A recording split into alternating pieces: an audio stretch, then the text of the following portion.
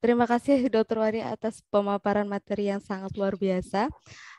Kita lanjut ke pembicara yang ketiga, nggih. Dokter Orizati sudah bergabung? Sudah Mbak, sudah. Oke, siap. Eh, saya bacakan CV-nya terlebih dahulu, nggih.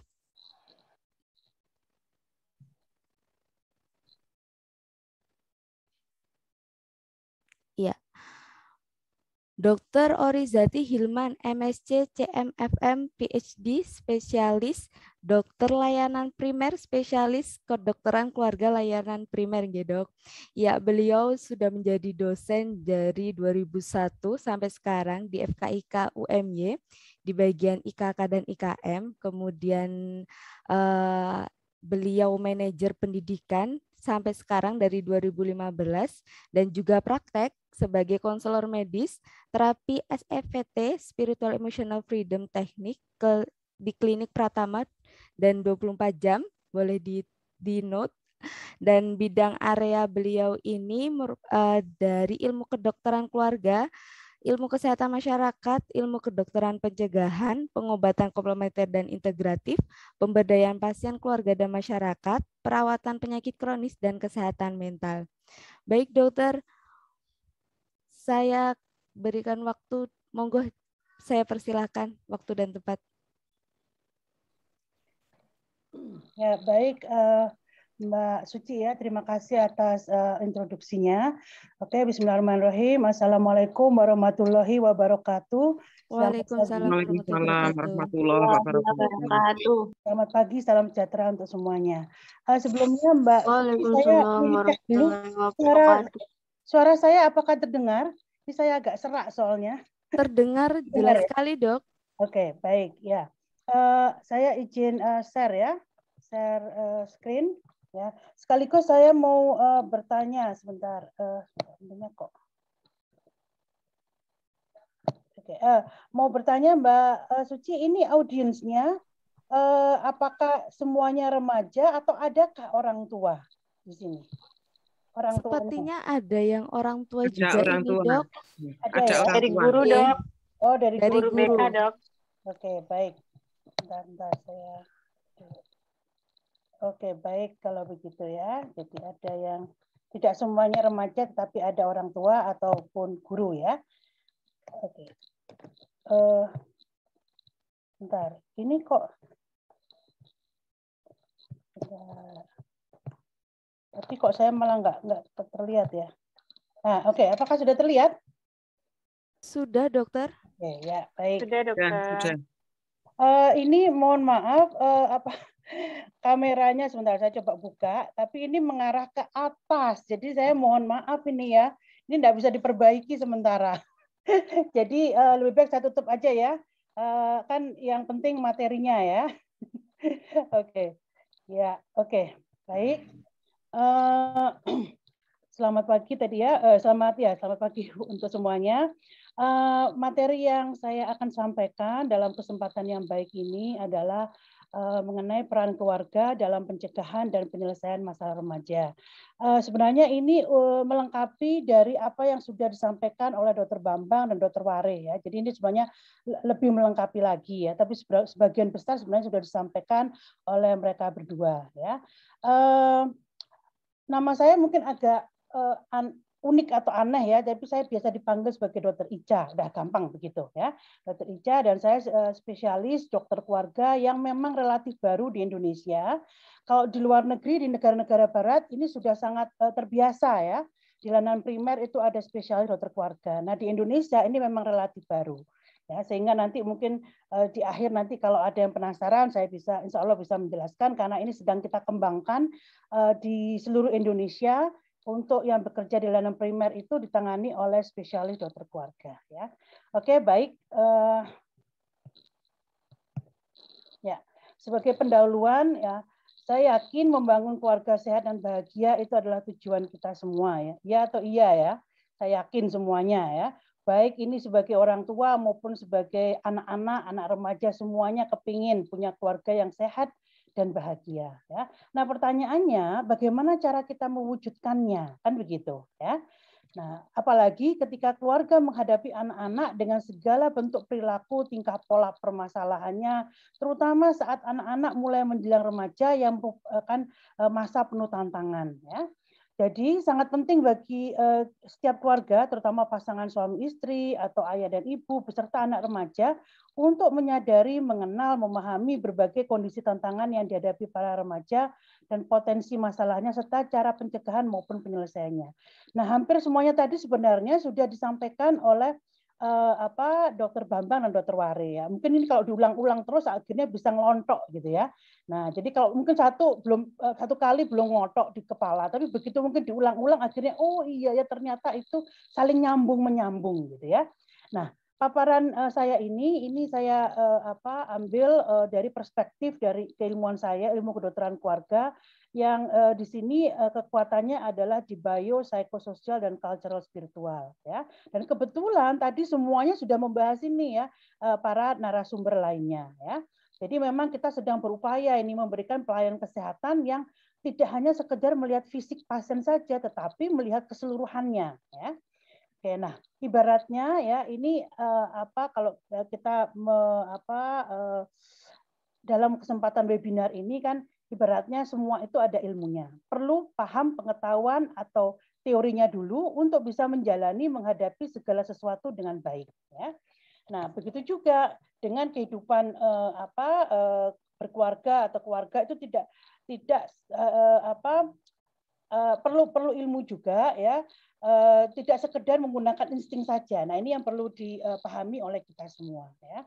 Jadi kayak misalnya nyetir juga perlu tahu wawasan ilmunya gimana sih cara nyetir atau memasak kan juga perlu wawasan ilmunya. Begitu juga dengan menghadapi permasalahan remaja ya.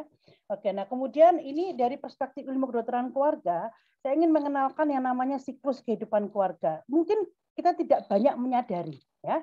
Banyak individu, keluarga maupun masyarakat tidak menyadari bahwa kita semua ini melewati namanya siklus kehidupan keluarga atau family life cycle yang terdiri atas beberapa tahapan dengan berbagai kondisi dan konsekuensinya masing-masing.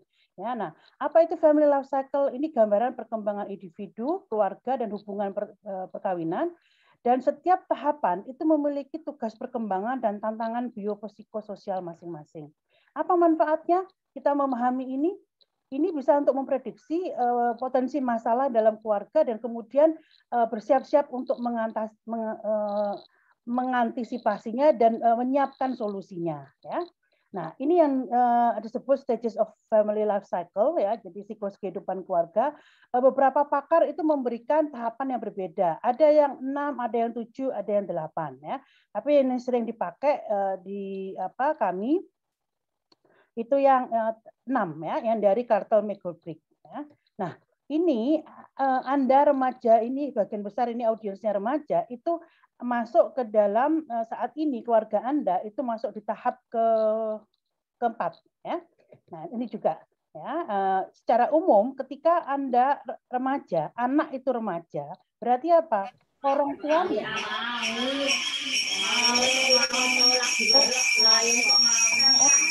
kalau dibaca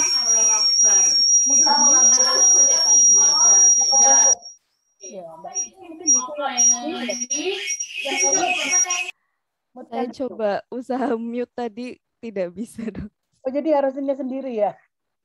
Hostnya ada beberapa yang bisa tapi barusan kok saya kesulitan untuk mute. Ya, Mohon maaf ya dok. Santai biasa lah kayak gini. Ya. Nah, ketika anak itu remaja, itu orang tuanya itu melewati yang tahapan usia parubaya. Ya. Jadi di sini usia parubaya kebetulan itu juga memiliki tantangan sendiri di usia parubaya sekitar 40 sampai 60-an. Jadi ya kalau kita melihat seperti ini kebetulan siklus kehidupan di mana Anda ini ya adik-adik ya para remaja dan juga orang tuanya yang memiliki anak remaja itu siklus kehidupan yang memiliki tantangan potensi masalah terbesar ya. Nah, ini sebenarnya kalau ini satu-satu seperti ini. Jadi setiap tahapan siklus kehidupan itu ada situasi individu, keluarganya seperti apa, termasuk implikasinya itu apa. Implikasi terutama kesehatan, ya, masalah medis, masalah emosional, masalah sosial itu ada masing-masing. Tetapi saya mau langsung menunjukkan yang tahapan yang sedang dilalui ini sebagian besar dari audiens ini, yaitu keluarga dengan remaja. Ya. Nah, keluarga dengan remaja ini kita bisa lihat dari remajanya dan orang tua itu memiliki potensi masalah dan konflik terbesar. Remaja ya karena ini sedang akil balik ya, pengaruh hormon besar, gejolak emosi tinggi, mencari jati diri, lalu pengaruh lingkungan sebaya juga sangat besar. Itu sangat berpotensi untuk konflik dengan teman sebaya maupun dengan orang tuanya ya. Kita sudah sering banget ini mendengarkan ya, kayaknya repot banget deh ngomong sama anak remaja. Nah, itu sering kali ya kita dengarkan, dan itu banyak sekali contoh-contoh di film juga begitu ya. Tidak mudah memang ya menghadapi anak remaja. Nah, sedangkan ya orang tuanya sendiri juga menghadapi krisis parubaya ya. Dan ini berpotensi konflik dengan pasangan maupun dengan anak remaja. Ini mungkin yang pernah dengar istilah informalnya itu mungkin puber kedua pada orang tua ya. Tapi kalau istilah ini bukan mitos, bukan hoax, bukan. Tapi itu ada dasarnya ya, dan ada bahasan dari psikologi yang banyak membahas mengenai ini ya. Jadi ini sangat nyata ya, karena banyak faktor yang mempengaruhi, termasuk hormon ya, kemudian situasi di pekerjaan dan sebagainya. Akhirnya ini menghadapi krisis parubaya, dan ini juga bukan hanya pada ayah saja atau suami, tetapi ibu, istri juga sangat dimungkinkan mengalami ya. Oke, nah itu saya langsung saja, itu secara sekilas saja ya, bahwa ini memang kalau kita tahu bahwa situasi siklus kehidupan yang sedang dijalani ya, dihadapi saat ini itu memang berpotensi konflik besar, nah, sehingga kita harus bisa mengenali juga dan kemudian bagaimana cara mengantisipasinya ya. Nah, ini saya ingatkan saja, tadi sebenarnya sudah banyak dibahas ya, definisi sehat menurut WHO dalam konteks kesehatan remaja ya, itu sehat adalah keadaan sejahtera fisik, mental dan sosial yang utuh dan bukan hanya bebas dari penyakit atau kelemahan ya.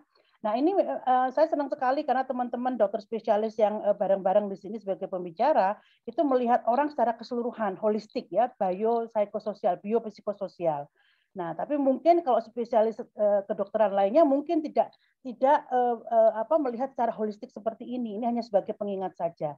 Artinya apa? Bukan hanya masalah fisik yang kita lihat, masalah mental kita lihat, masalah sosialnya kita lihat. Lalu apa ini konteksnya remaja ya. Nah, apa potensi permasalahan yang ada pada remaja? Nah, sambil ini adik-adik remaja coba dilihat, ini adakah yang dialami ya? Kalau risiko masalah kesehatan fisik yang cedera itu mungkin banyak sekali ya. Ini namanya baru belajar naik motor ya, mungkin saking senengnya sampai masuk got gitu ya. Lalu jadi banyak ini cedera ya. Kalau cuma cedera ringan sih nggak apa-apa, tetapi kalau fatal ya banyak juga kita mendengar anak remaja naik motor kemudian ketabrak truk meninggal. Nah, itu kan menyedihkan ya. Lalu juga ada kekerasan ya, kekerasan mungkin secara fisik di sini. Lalu konsumsi alkohol, narkoba, lalu rokok ya, baik yang konvensional maupun elektrik. Ini daftar ini saya ambil dari data terbaru dari WHO ya, Organisasi Kesehatan Sedunia, termasuk infeksi HIV/AIDS, kemudian penyakit infeksi lainnya, penyakit menular seksual, kehamilan dan melahirkan usia muda. Kalau misalnya ini ada kegiatan seksual yang dini ya, mungkin di negara barat banyak terjadi. Moga-moga di negara kita nggak banyak, ya. Bahkan tidak ada, harusnya begitu ya harapannya ya. Nah, kemudian defisiensi nutrisi, mikronutrien ya, mengalami anemi, kemudian kurang gizi dan obesitas tadi yang banyak dibahas oleh Dokter Bambang ya. Lalu kemudian resiko masalah psikologis, emosi tadi juga sudah banyak dibahas ya, mengenai depresi, bunuh diri, bullying. Kemudian kekerasan emosi. Jadi yang namanya violence ya, kekerasan atau KDRT kalau di rumah ya, itu bisa secara fisik, bisa secara emosi, psikologis ya. Dan seringkali yang secara emosi atau verbal atau psikologis itu luka batinnya jauh lebih jangka panjang dibandingkan hanya sekedar kekerasan fisik saja. Lalu gangguan makan ya tadi juga sempat dibahas ya oleh Dokter Bambang, misalnya bulimia, anoreksia, kemudian kecanduan online gadget ya, kecanduan online game, kemudian gadget, lalu mungkin ya yang lain-lainnya juga ya. Nah, jadi banyak yang potensi masalahnya yang perlu kita antisipasi. Kemudian risiko masalah sosial juga bullying ya. Ini kalau kapan lalu kan kita melihat ada video yang viral ya, bagaimana dikeroyok gitu ya, misalnya padahal sama jenis ya perempuan kemudian dikeroyok oleh teman-temannya yang lain. Itu kan cukup mengerikan gitu loh ya. Ini kan sangat traumatis. Kemudian kekerasan ya, lalu kemudian kecanduan ya, lalu nah yang terkait dengan ini fakta yang ada. Kalau tadi kan potensi masalah ya. Nah kalau ini ada data yang ada di Indonesia hasil dari riset kesehatan dasar tahun 2013 dan 2007 ya.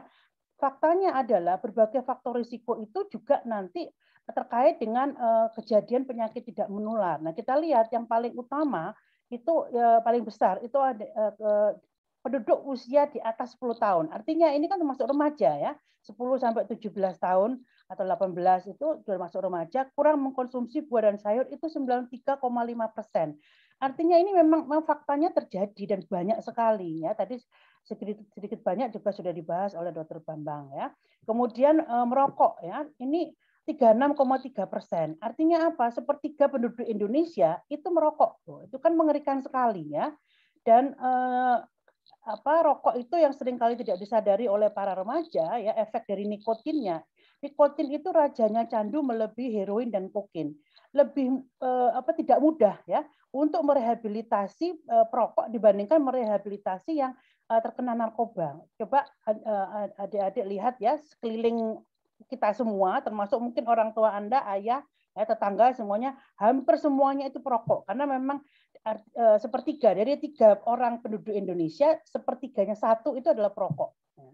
Nah, jadi apa? Kalau melihat data seperti ini ya, ini audiensnya berapa ini ya? Sekarang 80 ya.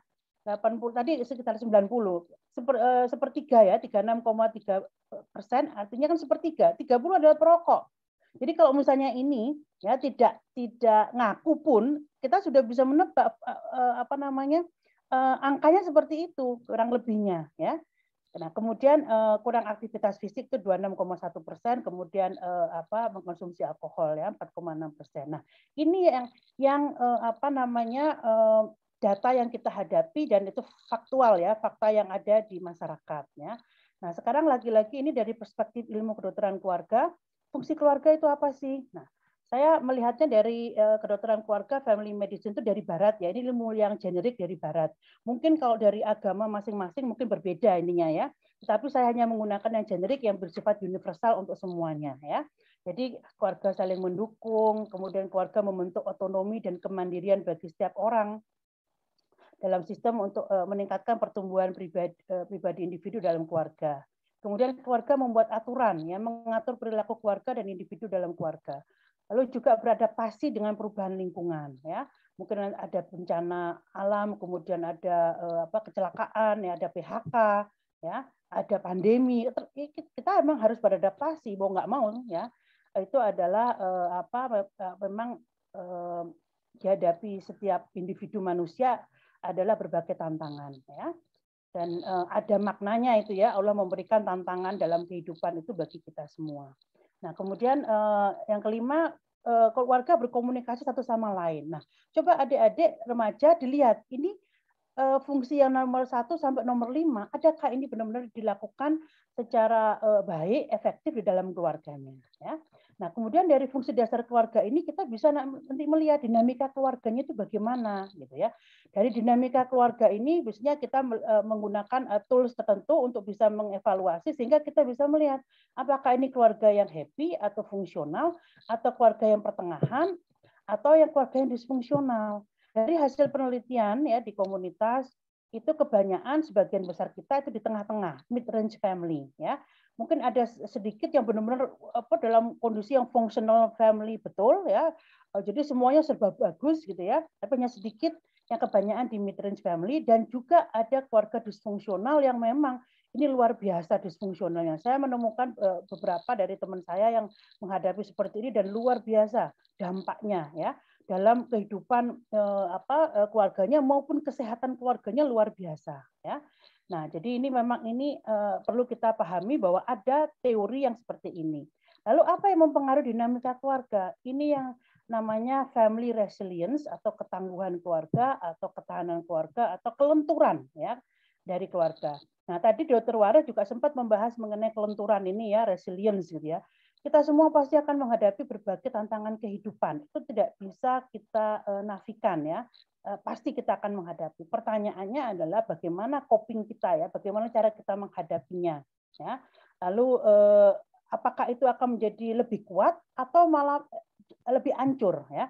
Ibaratnya begini, kalau ini keluarga yang disfungsional ya, disfungsional family apalagi yang berat, tanpa adanya suatu karena kita melihatnya dari sisi kesehatan ya, penyakit gitu ya. Sebelum adanya penyakit yang berat, yang serius, keluarganya ini sudah disfungsional, apalagi ketika kemudian muncul penyakit yang berat dalam anggota keluarga tersebut, misalnya kena kanker gitu ya, atau mungkin kena stroke, lumpuh ya. Nah, awalnya sudah tidak karuan ya, apalagi ketika ada penyakit yang berat lebih tidak karu-karuan lagi, bahkan bisa hancur. Hancur artinya mungkin cerai, mungkin macam-macam ininya ya. Nah, sedangkan yang fungsional family yang fungsional aja atau mid-range family ketika menghadapi penyakit yang berat aja itu juga pasti akan terguncang.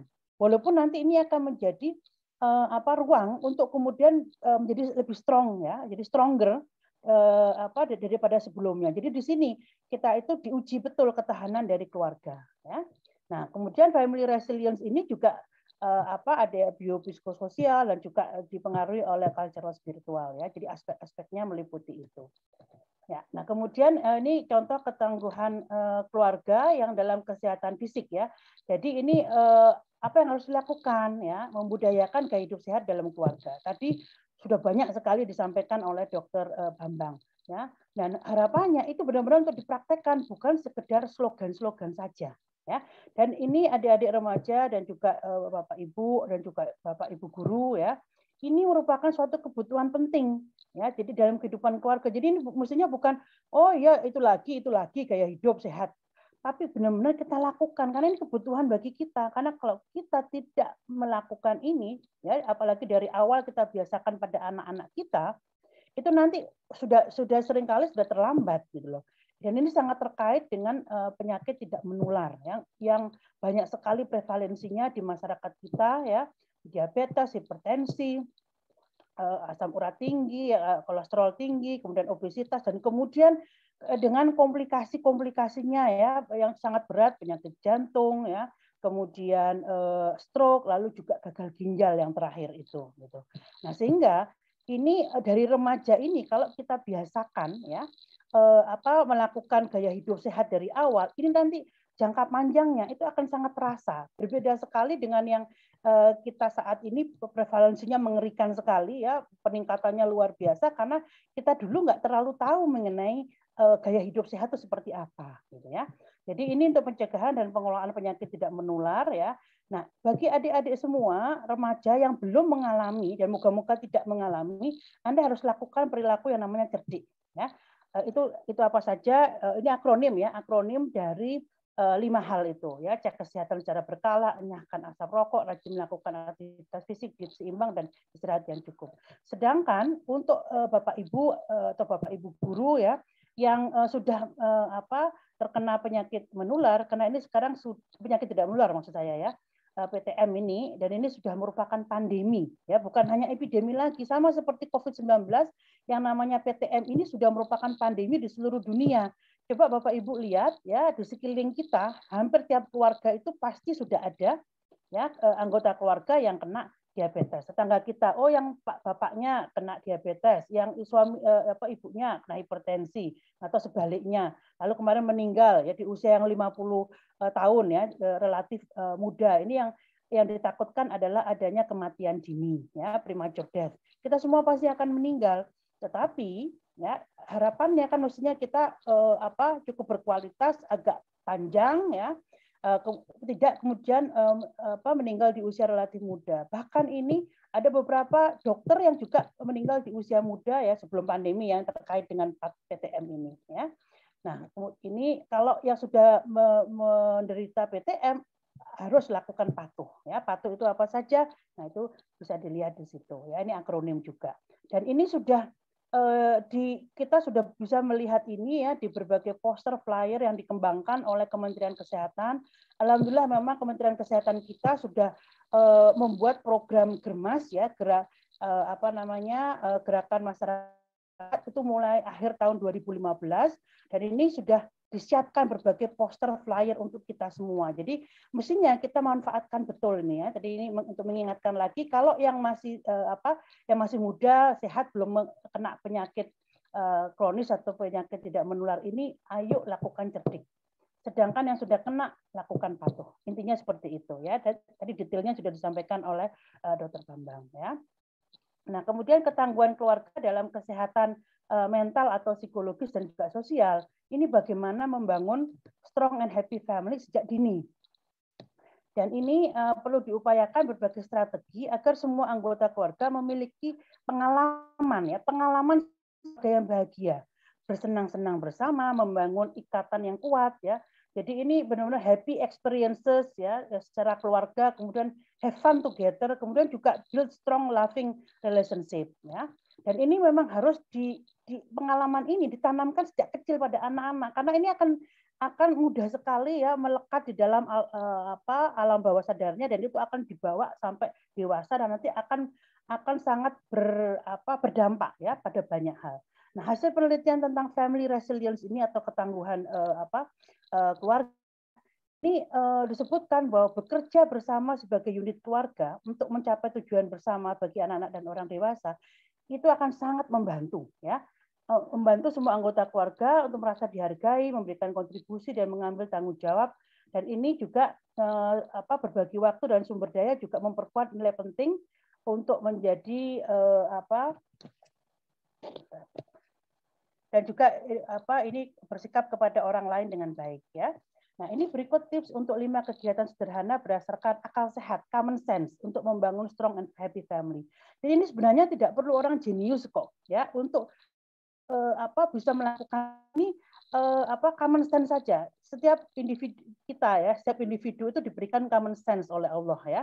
Jadi akal sehat untuk oh iya ya ini benar, oh ini nggak benar ya. Sebenarnya seperti itu.